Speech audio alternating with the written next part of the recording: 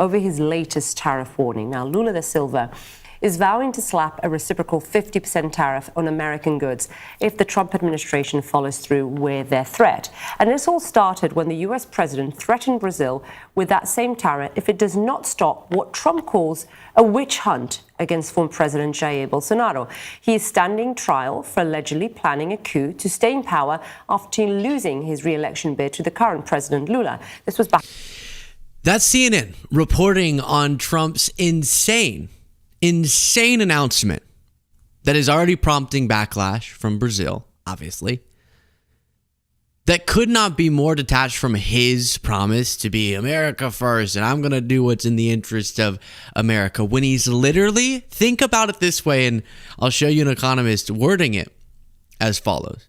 Trump is taxing us to try to get his buddy in Brazil, Bolsonaro, off the hook for his coup attempt. Jair Bolsonaro is being prosecuted for, as you heard briefly there in that CNN report, attempting to plan and coordinate and participate in a coup, staying in power after he lost to Lula da Silva. He's being prosecuted for it. The assumption is he'll be held to account for it, unlike our coup doer. And Trump, he gets it. He sympathizes with Bolsonaro. He's thinking, shoot, if y'all can prosecute him for trying to stay in power after you lose an election illegally, then how would that apply to me? Well, we saw here how it applied to him. But to do a solid for Bolsonaro by trying to force Brazil, he's saying, until you drop this, I'm not going to decrease my massive tariff on you, which is just taxing us, until you drop the case against Bolsonaro. That's insane. First of all, how would a defender of Trump, who these, MAGA folks are kind of in that isolationist mindset. So they're thinking, don't involve yourself in other people's affairs, especially when we would be the ones suffering for it. So Trump is willing to make us pay higher prices to punish Brazil, because the tariff would be bad for them too, for prosecuting his buddy, Jair Bolsonaro. Absolutely insane. Media reports Brazil's president flatly rejects Trump's demand to drop Bolsonaro case. In a sharply worded statement posted to X and his government's website, Lula flatly rejected Trump's call to drop legal proceedings. Quote, Brazil is a sovereign nation with independent institutions and will not accept any form of tutelage. What a word. Now, welcome everybody to the morning show. It's Friday. I hope you're doing well. We have so much to talk about. We got Trump's new ambassador to Malaysia, who I've never seen someone love a restaurant other than my love for P. Terry's like he loves a restaurant I'll tell you about. And he's a funky guy, and he's going to be now an ambassador. I guess we're just giving those to anybody now. Like, who is now I'm blanking on Don Jr.'s Kimberly Guilfoyle. She's going to be the ambassador to Greece. Oh, so very qualified, all of these people. As always, if you click the join button, which is next to the subscribe button, while we're still live, I will thank you for becoming a member and getting that bonus show. So here's economist Justin Wolfers explaining essentially what I just did, which is Trump is willing to. What could be less America first than increasing taxes on American companies as a way to punish Brazil for prosecuting their former right-wing leader who engaged in a coup? Very similar to Trump. Take us through what a 50% tariff with Brazil looks like for the American consumer. Well, the first thing it's going to do is put the coup in cappuccino. We all drink a lot of Brazilian coffee. I hope the word he was going for was not cappuccino. Is that a different... Do I not know the word cappuccino? Or is that a pronunciation? I get it. I love it. Good job. And now next time you go to Starbucks, don't forget to add the insurrection infusion fee. So the most important part of this, yes, he's meddling in Brazilian politics by imposing a tax on Americans. You and I are going to be paying higher taxes at Starbucks on juice, on all the things that we import from Brazil, and Brazil is a very important trading partner, in order to help the leader of a failed coup get off the hook. Remember, and this really highlights the absurdity in so many dimensions, actually, Nicole, but one, the legal authority under which Trump is imposing these tariffs is a national emergency. The national emergency right now must be that the leader of a failed coup in another country might go to jail. Another country might exercise its sovereign rights. This is utterly absurd. The idea that the courts haven't intervened and shut all this down is crazy. Let me show the absurdity in another way. The key argument for tariffs is so that we can make stuff at home. Good luck growing coffee in the United States. I mean, my friends in Hawaii tell me there's 7.5 plants and there's 6 people and a goat who are farming coffee. But we cannot grow 40% of the world's coffee, which is what Brazil produces. Insane. I like the way he said it. You got to have an insurrection infusion fee in your coffee now if Trump follows through on this, which, hey, if you're scared, sort of like people make the joke about weather all the time. I'm so sick of weather jokes, but if you don't like the weather in Austin, just wait a few minutes because it'll change quickly like weather does. Okay, whatever. But it's kind of like that with Trump's tariff policy. If you don't like it, just wait a little while because he'll probably change it. But this gets at a principle. So even if he doesn't follow through, or if he comes up with I got Lula da Silva to concede that he'll drop his tariffs if I drop mine. Which is exactly where we were before all of this. But even if he does that, this gets at a principle, which is that he is willing to make us pay more for things. He is willing to have our businesses suffer for the sake, in the interest of, helping out his right-wing buddy, Bolsonaro. Trying to get Bolsonaro not to be held accountable for what he did. Now, moving on from that, another bizarre announcement that Trump made came in the form of this headline. Unreal, and yet it's actually real. Mediaite reports, Trump shocks by nominating alpha male MAGA troll to be an ambassador. So, first off, give me an ambassadorship, please, and thank you. I know we don't agree on anything, but I promise I'm more qualified than Nick. President Donald Trump sparked a wave of criticism and mockery on Thursday by announcing Nick Adams, best known as a self-proclaimed alpha male MAGA influencer, as the U.S. ambassador to Malaysia. I'm sure Nick Adams is going to do great things there. I'll show you his acceptance video in a second, but then before that, we need to walk through a little bit of context about this guy, just because it's like the Trump administration is not taking these things seriously. I get that it's not the highest stakes position ever to be an ambassador, and people do get that as a kind of a cushy give out sometimes to donors and friends, etc. But there's something about this guy that just is emblematic of this era of politics that feels like it's a joke sometimes. It's not in the impact in people's lives, but how some of these issues are handled does feel very satirical. Ed Krasenstein said, WTF, Trump really just nominated social media personality Nick Adams, U.S. ambassador to Malaysia. This presidency is a joke. This is like Joe Biden nominating Harry Sisson to be ambassador. Hey, whoa. Harry, who's a friend of mine, I'm going to defend your honor, Harry. I think Harry would be a much better ambassador to Malaysia than would Nick Adams. When I show you some of the posts from Nick Adams, I think that'll become clear. Okay? But here's Trump announcing, I'm pleased to announce that Nick Adams will be nominated as the next United States ambassador to Malaysia. Nick is an incredible patriot and very successful entrepreneur. Those are always the words for I have no idea what he does. He's an entrepreneur, I guess, and a patriot. Whose love of and devotion to our great country is an inspiration. Nick is a best-selling author, speaker, and commentator, and then goes through where he graduated, etc. So, who is Mr. Nick? Well, one thing you'll learn if you go look at his social media feed is that he has a strange obsession with Hooters. Now, I get that this may be a bit, but he does it a lot. Like, a lot. Nick Adams, here, at some point, said, I go to Hooters. I eat rare steaks. I lift extremely heavy weights. I read the Bible every night. I'm pursued by copious amounts of women. I am wildly successful. I have the physique of a Greek god. Okay, cool. That's good. See, again, it may be a bit. And I think his physique is just perfect. Beauty in all things, they say. I hear.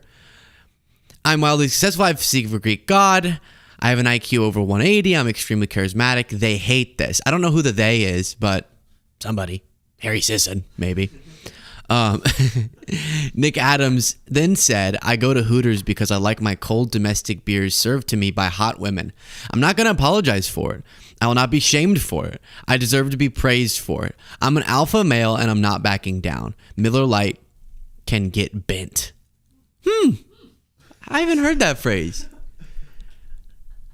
I have not heard that phrase. Hey, Trump can get bent. Yeah. Then Nick Adams said, crooked Joe Biden's legacy is one of disaster, criminality, and corruption. It has sadly claimed yet another victim. As I was eating my 5th breakfast steak this morning, while reading Bloomberg, I read a report that Hooters is preparing to file for bankruptcy. Bidenflation, combined with the woke un-Americanism of the Democrats, has caused terrible harm to one of our country's great institutions. I personally volunteer myself to lead a presidential task force for the preservation of Hooters. Again, it's humor. I get that. But it's sort of like comedians who nail one bit and it works with the crowd, and then they go and that's like the only bit they'll ever do all the time. Sort of, all right, we get it. You do the Hooters thing, you say you're an alpha male, but what else is there? I don't know. We must fight for our pictures of ice cold domestics. We must fight for our women. We must fight for our chicken wings.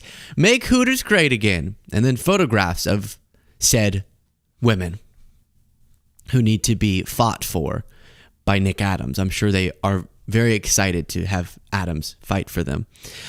Then this one, I'm calling on men everywhere to rescue the great American institution called Hooters. Make Hooters great again. Then he says, alpha males eat at Hooters multiple times per week with a photo of Trump. So you see my point? I'm not criticizing that he found a bit that worked for him. He wasn't getting great engagement, by the way, so I don't think this was working that well. I think he's just insecure about how much he eats at Hooters or something. But all right, I get it. We legalized comedy. It's good. I'm there. Legalized comedy. But it's a little uncreative how much you came back to that. And then he did make this bold claim. Unfortunately, today, it's more important to be a minority than it is to be a qualified person. We're going to be delivering truth bombs. How the most persecuted group in the United States of America. Who is he going to say? The most persecuted group in the United States of America. Who's he going to say? Guess. Hooters waitresses. No, that's not what he says. Straight, white, Christian men. That's the reality. We're going to be talking about the need for men to be men and women to be women. Wait, what is this about? What is he even? I missed because I was getting to the quote. They're having like a Bible study? Unfortunately, today, it's more important to be a minority than it is to be a qualified person. We're going to be delivering truth bombs. What is this for? I don't even know what is he advertising? And that's why we're going to be meeting 6 p.m. for a guys' night at Hooters to talk about the real issues that face us. The fact that we're going to be talking about the need for men to be men and women to be women. Yes. Finally, someone said it. Men need to be men. What does men mean? Hooters. That's what it means.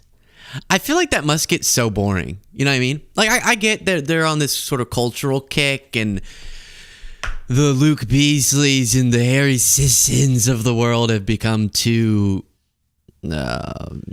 feminine or something. We need to get back to our manhood, manliness. But imagine every day waking up and you're a grown man. I don't know how old he is, but he looks grown.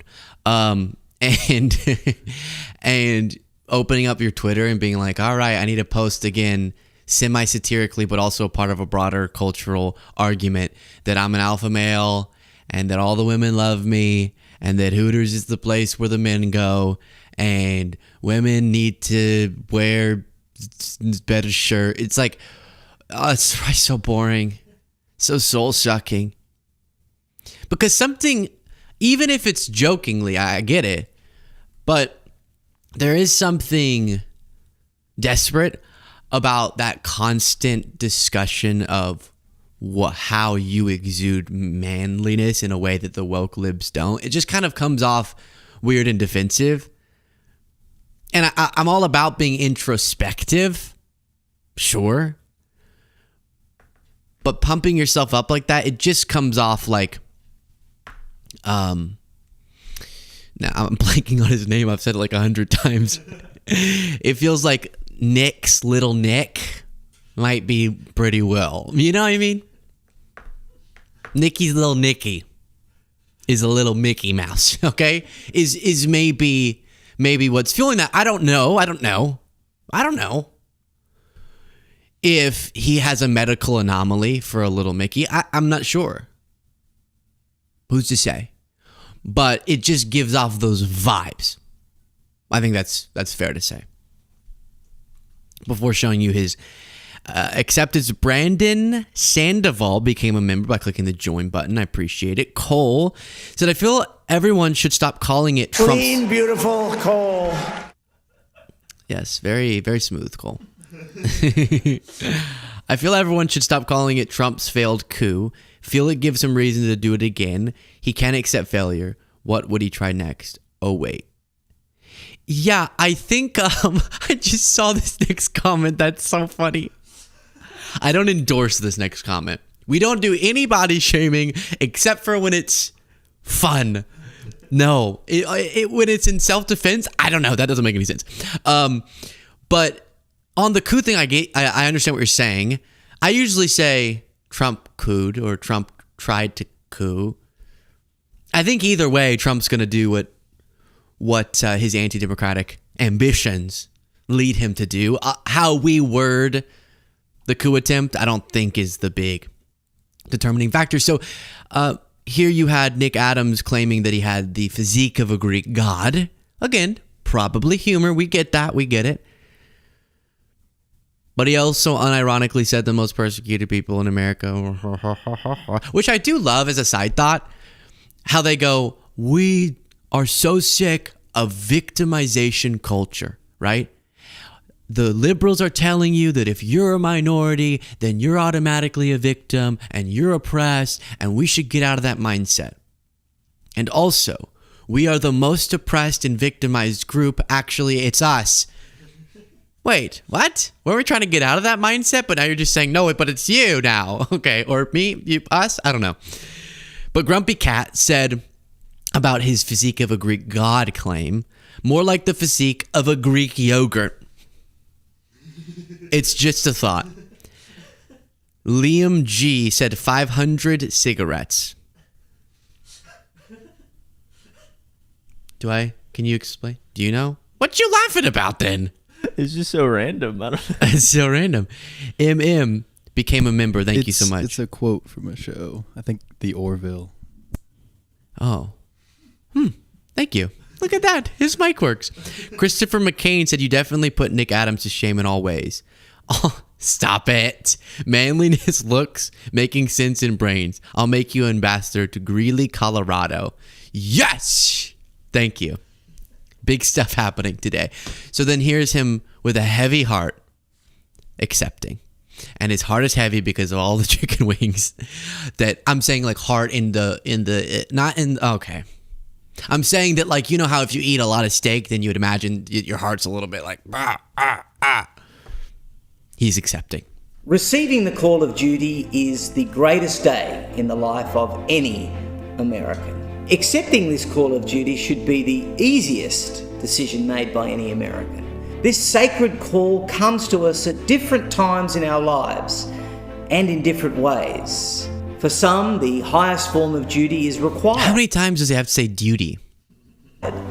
This call is answered, of course, by the heroic men and women who proudly wear the uniform of the Army, Navy, Air Force, Coast Guard, Marine Corps, and Space Force. For some, duty calls them to take... All right. I get it.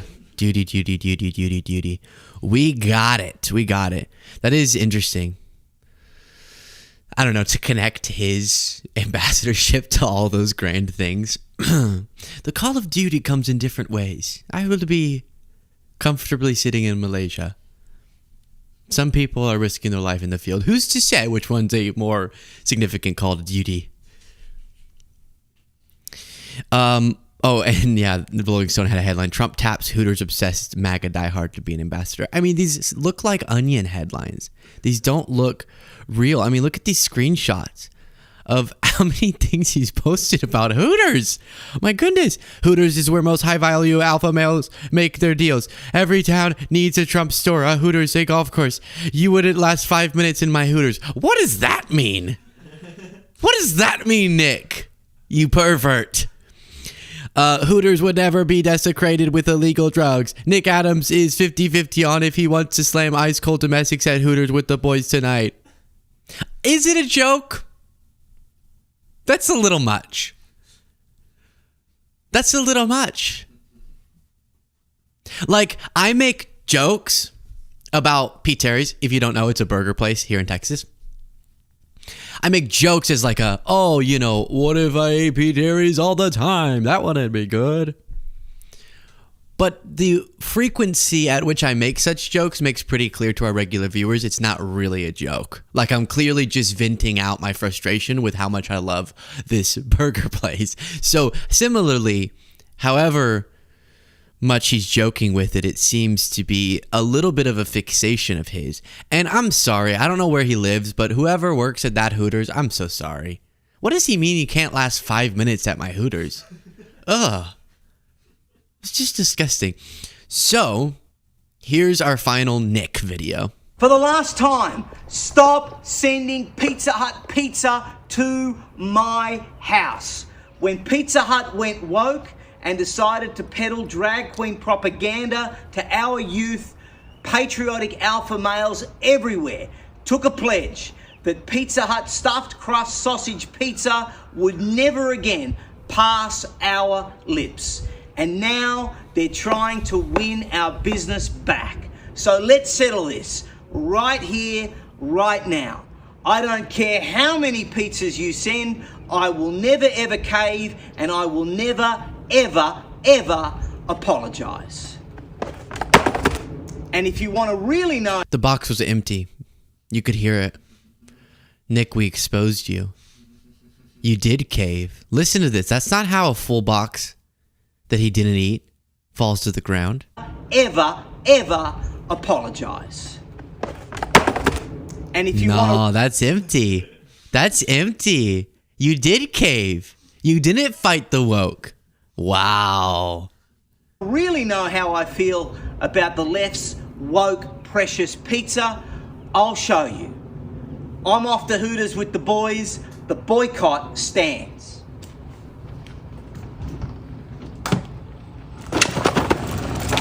Yeah. See, no pizza came out. Others? Now look, you can see. Zoom in on that. We're going to investigate this.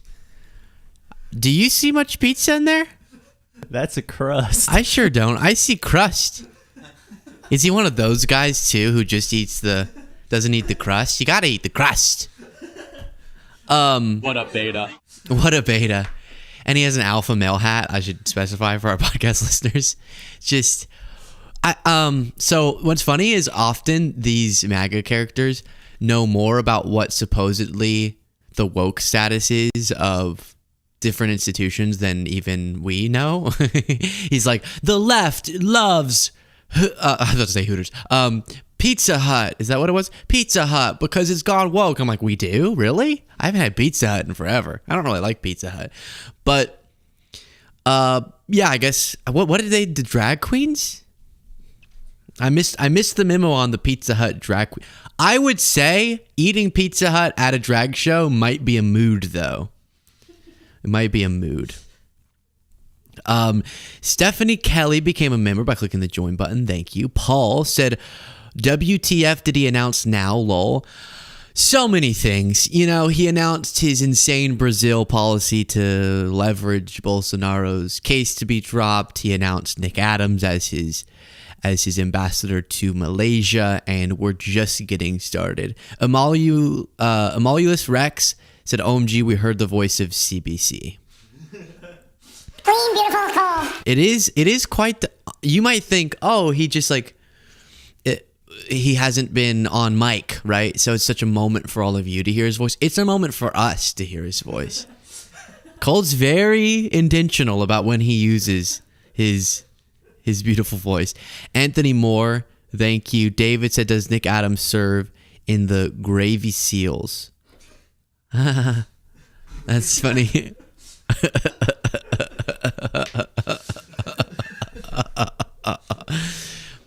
Trump also posted this, or the White House did. The symbol of hope, truth, justice, the American way. Superman Trump.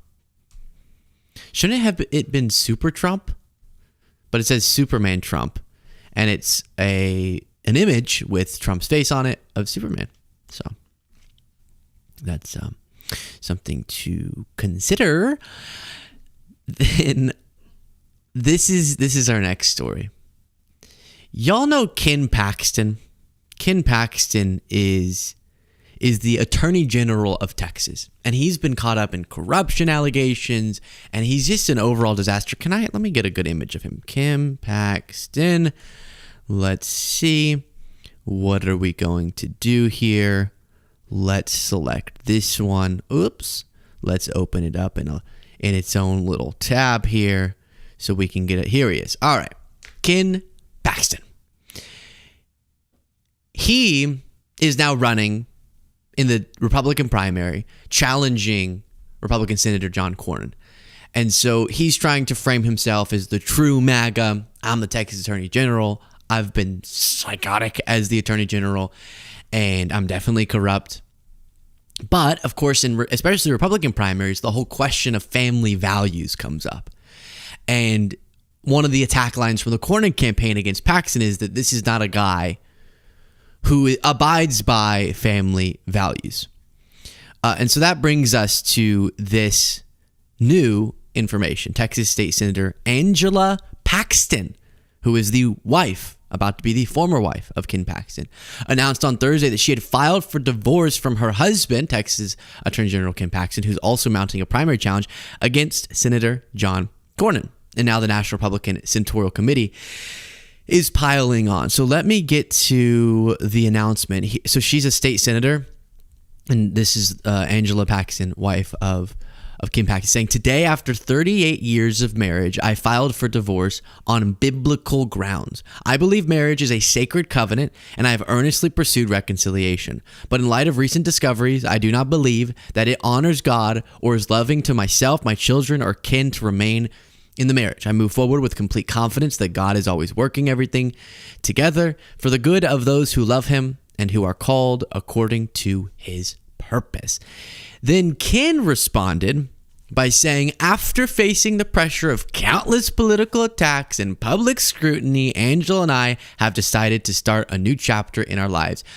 Ken, it sounds like it was more her decision, but okay. That's such a funny way to phrase it. We've decided to open up a new chapter in our lives. Really, it sounds like you kind of threw the book away. That's more an applicable analogy here. But all right, he's trying to save face. We're open up. We're excited about the new venture in the wake of me cheating, which is definitely what happened. I could not be any more proud or grateful for the incredible family that God has blessed us with, and I remain committed to supporting our amazing children and grandchildren. I ask for your prayers and privacy at this time. Oops. On the privacy piece. But hey, other people are talking about it. It's not my fault. Joanna Rodriguez said, what Ken Paxton has put his family through is truly repulsive and disgusting. No one should have had to endure what Angela Paxton has, and we pray for her as she chooses to stand up for herself and her family during this difficult time. So what I could gather, it looks like you might remember back in 2023, he was impeached by the state's House of Representatives over allegations of corruption, but he was acquitted by the state Senate. And during those proceedings, Paxton's ex-chief of staff alleged that he had an extramarital affair that he admitted to back in 2018. And from what I just know about Ken, I cannot imagine what it has been like to be married to him. Whether it's that piece, like cheating, or other things that she didn't necessarily specify, I just don't think on a personal level he's a good person. And I don't usually throw that out there. I usually keep it about the policies. Do I? I think I do. Maybe. But here I'm not, because he is a bad person. He's a bad person. That's what I have gathered. And so now, and especially in, really from how she's wording it, in some religious context, it can be a really, really tough decision, as it is for anyone ending a marriage. And so that's sad, but it is compounding to Ken Paxton's family values contradictions, issues in his campaign. Before moving on from that, I just want to thank Rogue Edgelord, well, that's a name, for becoming a member by clicking the join button. So we talked about, what was it, I think it was on a bonus show, Nancy Mace, who is really wanting her next big moment in the spotlight. And so she's challenging Governor Gavin Newsom to a debate. And it's kind of like, what are you, like when Jake Paul challenges, I don't know, somebody really good at fighting. Should have gone with a different analogy. But it's sort of, what are we doing here? That this doesn't really fit, but I say Newsom should do it. So she posted this video saying, "Don't California my South Carolina." He's the guy, challenging everybody to debate. Yeah. And who's everyone? Oh, I guess he's challenged a few people. That's a good point. Okay. Not you, though. He's the guy, challenging everybody to debate. Yeah. And he's too scared to hit the stage with me. We definitely don't want a California, South Carolina. And I hope like heck that he will accept my debate challenge. I love a good debate, and I would love to take him and his hair gel on. Oh, gosh, it's so transparent. I love the game, right? I love the effort. I love saying, I'm going to challenge someone bigger than me to a debate, more famous than me, more relevant, and that'll kind of help. I get it. I've done debates with bigger folks, and it's been a part of the journey. I get it, but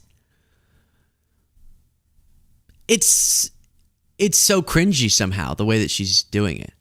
What, is he too scared to take the stage? He's too petrified of me. He probably barely knew who you were.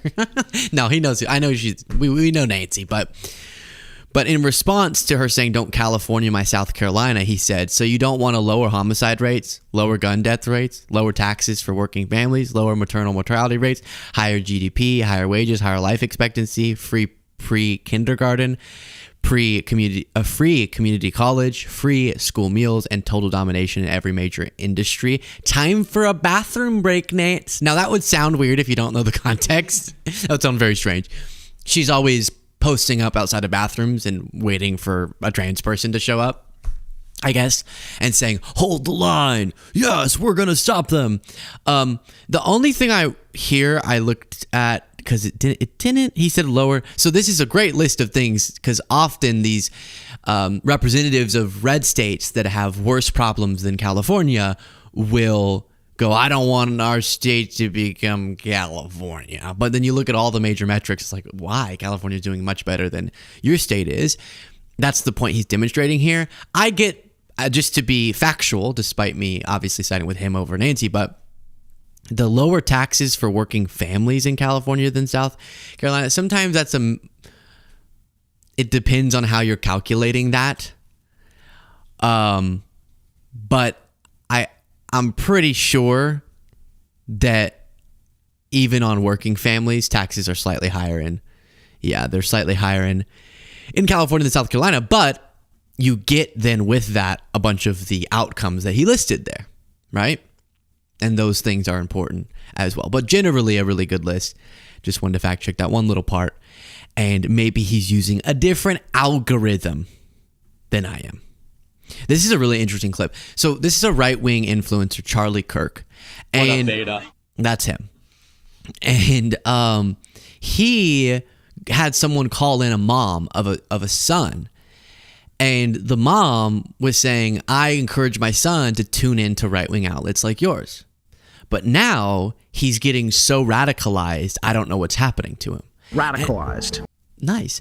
And it's so fascinating because what the mom is sharing is almost the inevitable outcome of these echo chambers, which is sure you might tune them into Charlie first, but then it sounds like from what she's saying, the son ended up getting obsessed with like Nick Fuentes. So you go down that, maybe Charlie Kirk does more dog whistles. He says, I don't like MLK. And man, I wish we could have the Robert E. Lee statues back. And I hate Juneteenth, but it's not because of the whole celebration of slavery. It's because of the woke agenda.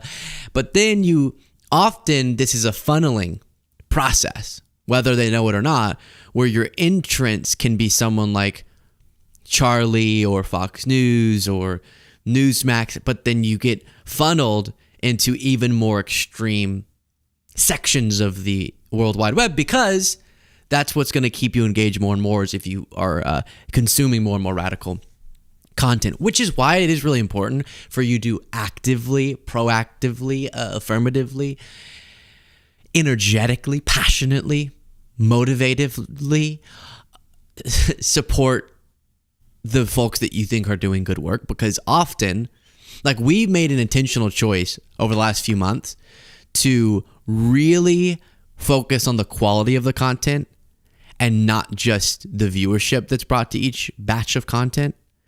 And that means less content and more thoughtful content. And we've seen how that then impacts viewership. And so you have to actively support people who you feel like are doing more level-headed content, because the most radical extreme content will engage people more, and it will then do better algorithmically. And so you got to be mindful of that and counteract it with your own choices. So here's a mother calling in saying, Charlie, I said be right-wing, and he went too right-wing. My young adult son's eyes were open to a lot of the lies during COVID and Biden, Trump, and that made me thrilled that he's questioning things. But now I'm hearing things from him that it makes me fear for his discernment. For example, he expressed some anti-Semitic takes on history, that maybe Hitler's motives for wanting to be rid of the Jews weren't so wrong, even if how he went about it was evil. And my fear is that in going from one extreme to another, trusting the mainstream media and government, to now questioning or distrusting everything, he's believing different lies. So I'd like to know where he's getting these lies. I've heard a little bit about the Groypers from Not the Bee. I'd never heard. So the quote-unquote Groypers are the supporters of Nick Fuentes, he self-identifies as a proud racist and anti-Semite. He says that term before. So my question to you is this: do you know some of the names of the influencers who are taking advantage of the conservative youth movement? I want to read. Yeah, sorry. Go ahead. Yeah, so thank you. So first of all, I do know the names. I'm not going to repeat them because that only makes them and their little irrelevant circle bigger. But and here, so yes, there's a couple thoughts. So Bonnie, I'll tell you this. So as soon as you were reading your question, this is how intimately familiar I am with this. As soon as you said, well, my son had his eyes open during COVID, I could tell the cadence of the question. I wrote in our chat, her son has probably become in-depth in anti-Semitic stuff. I knew it before you even asked the question, Bonnie. And that's not all right, that's not as impressive as you think it is. That's so wild. He's like, when you said that you got your son to believe more of the things that I believe, I knew instantly that he had been radicalized to be an anti-Semite. Like I just somehow, I had this, when you said he started watching me, I just knew somehow that he became an anti-Semite. Oh gosh. I wrote in our chat, her son has probably become in depth in anti-Semitic stuff. I knew it before you even asked the question, Bonnie. And that's not a criticism. It's just we're seeing so much of this. And so this is a huge challenge because, of course, we should question and we should find baseline truth. However, if you dig so deep past foundational reality, you start to, all of a sudden, it becomes very transgressive. It's addictive because it becomes so taboo. And so, for example, Holocaust denial is illegal in Europe. Should it be illegal? No. Is it repulsive from the pit of hell? Yes. And this is a major challenge with, it's mostly young white men. I'm guessing that your son's a white man, I'm guessing. And one of the, just shot in the dark. Now, one of the reasons why it's a challenge for you. Stop! That's your whole audience, Charlie. Stop doing that. All right, no, I got this. So you said that his eyes were open to the light of COVID, and instantly I knew he's anti-Semitic. Wait, are you telling me that someone who might have liked my content, that he's a straight white man? Yeah, knew it, called it. I don't know how I do this. Oh, Charlie, what a beta. And one of the What up, beta? Just shot in the dark. Now, one of the reasons why it's a challenge for young, white, conservative, disposed men is because they feel as if they have to keep on peeling back the onion to find a conspiracy, when in reality there might not always be one. And sometimes you're searching in the wrong direction. Social media then pushes it, and then, of course, people then call for censorship of it. And so everyone gets confirmation bias when they see anything. So here's one of the major problems. One of the major problems is that a lot of these narratives appeal to secret knowledge, otherwise known as Gnosticism. At the core of... What is he reading from? This is really bizarre. What is he reading from? How would he have had a response prepared for this? Maybe he has been asked this before. He's reading a very specific list of points. But he wouldn't have had time during the question to type all this. Interesting. I do think that people like Charlie are really scared of their right flank. Meaning, he doesn't want to say Nick Fuentes specifically. I think he's really scared of losing his audience to more extreme figures like Nick Fuentes.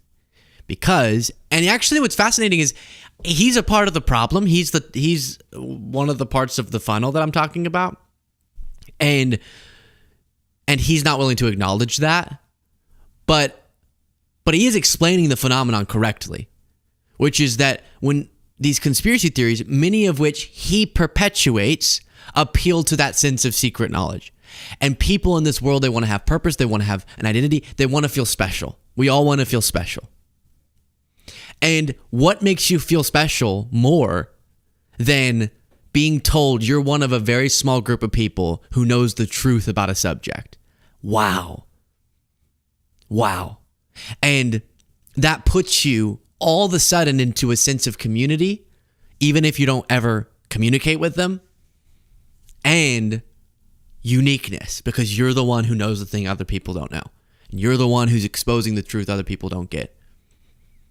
It's titillating, but it often goes down these really extremist tunnels, rabbit holes, leading to wildly hurtful ideas. And Charlie is one of the stages of that for people, so it's interesting. So much of the Jew hatred and the anti-Semitism is an appeal of Gnosticism. We have secret knowledge, and there's this dark alley that the search for secret knowledge can go. And of course, you know this on this program. We've never been an apologist for everything that the Israeli government has ever done. But anyone with a decent moral compass should reject the scapegoating of Jews. By the way, you want to talk about low IQ, just such sloppy, shallow, reprehensible behavior, blaming an entire group for all of your problems. And there is a much better way. Yeah, and we've connected the dots on that too with people. So you have I have something secret. The other thing is when you learn about the world as it is, you learn that it's so complex and really hard to understand. Why bad things happen, why good people do bad things, why bad people do good things, etc. And so a lot of these theories and extremist ideologies, like blaming Jewish people for everything and a cabal conspiracy involving Jewish folks, gives this really simple and secret answer and provocative answer to very complex questions. If you can tell people all of the world's ills are caused by this shadowy group up, in the high parts of society and they're controlling everything, all of a sudden your analysis of the world becomes really simple. The good things are we're fighting for and the bad things are all because of that small cabal. And the world's not that. And that leads to obviously utterly catastrophic consequences whenever you allow or whenever it occurs that people spread these sorts of theories. I just wish Charlie would, number one, say, I see the role that I play in the radicalization of people because you can't, as a kid, hopefully if you have some basic media literacy, you can't enter into the political realm and be immediately told, all right, so let me tell you about the Illuminati, right? Or let me tell you about how Jewish people, this, that, the other thing. Even uneducated, not yet politically involved young folks will go, wow, whoa, I've heard those are bad. I don't know about that. So what has to happen before that? First, you got to kind of practice your brain and start getting those mental pathways going on other issues.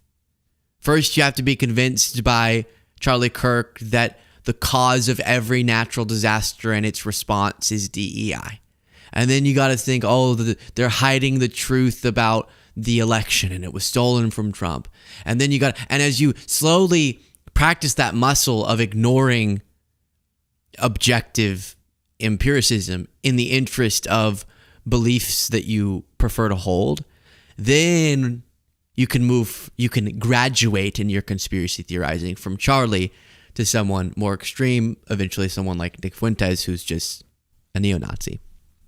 And that's how it goes. And it's really scary. And I don't have anything hopeful to say about it. Except for us. Look at us. We don't have to do that. Does it happen on the left too? Yeah. That's why I try very clearly to specify where I stand, what I'm for, so that you can understand how that distinguishes what I think this movement should be from what other people sometimes think the movement should be. Liam G said Jake Paul versus Goku next boxing match.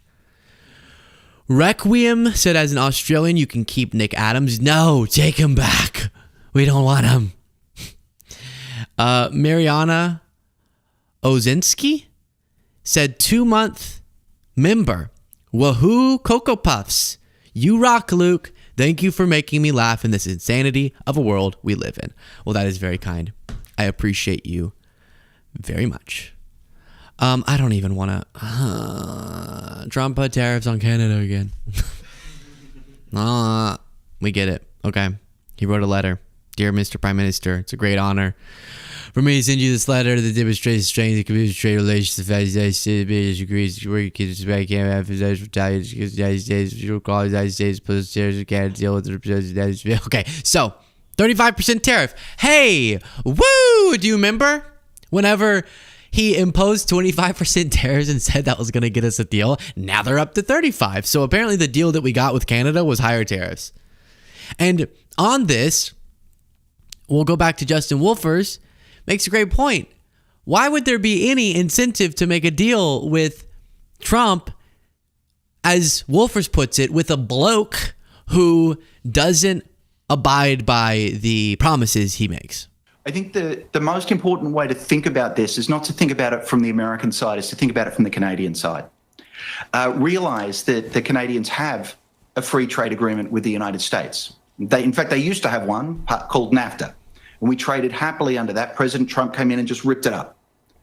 He then created a new free trade agreement called the USMCA. then got booted out of office, came back. The first thing he did as soon as he came back was ripped it up. So if your word is not worth anything, why would the Canadians give anything up in order to get your word again? And I think the White House's unwillingness to stand by any of its commitments towards Canada are going to make it unbelievably difficult for the Canadians to want to give any kind of bargain at the bargaining table. Yeah. And he said, what's the point of negotiating a deal with a bloke who won't stick to his side of it, eh? This is his writing. It sounds like I'm making fun. That's what he said. Then he said, the heck? What'd he say? What the hell happened to Justin Wolfers? The backstory is wild. 3 weeks ago, Trump gave Canada a month to negotiate a deal with a July 21st deadline. They started talking. 13 days ago, he called off talks unless they got rid of their digital services tax. They quickly complied. Talks resumed 10 days ago. Now this. So yeah, there's no incentive to give things away and to be quote unquote good in these negotiations. Because he'll just flip on his word on a dime. All right, I got to cover this clip. Tom Homan, let's hear it. Come on, Tom. Look, it's very Smith. I've noticed in the media. Tom Homan is saying the quiet part out loud, that he sees no problem with ICE agents, maybe unmarked and masked, going up to people, detaining them with no cause except for vibes. And he even specifically says the way they look. Oh, Tom, you're not supposed to say that.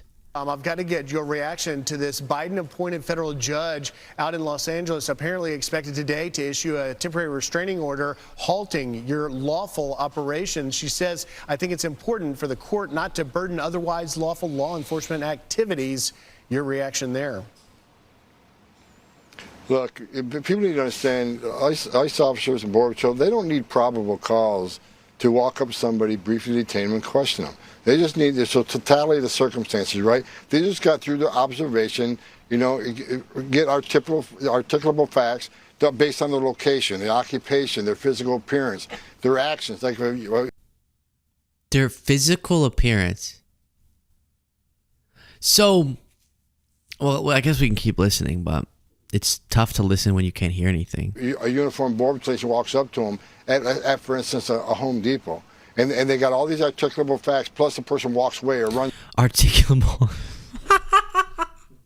What a brutal word to botch. Articulable. That's just what I hear. Are you saying that we could detain people just based on the way that they look? All right, Tom. Away. Agents are trained.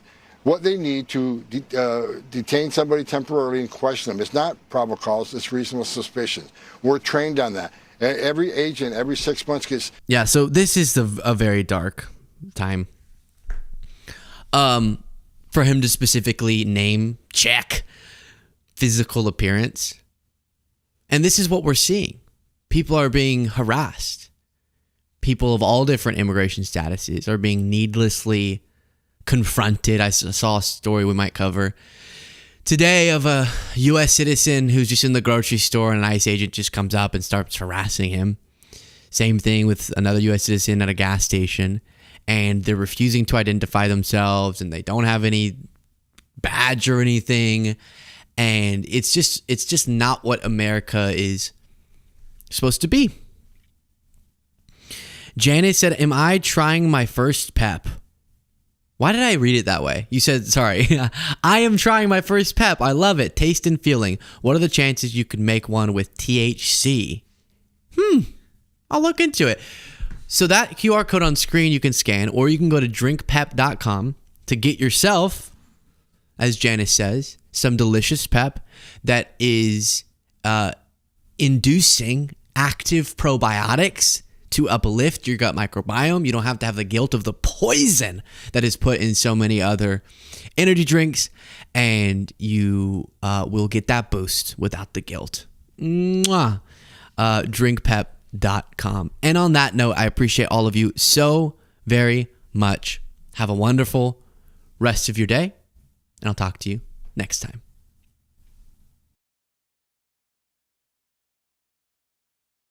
And Theodore Enriquez III, thank you for becoming a member.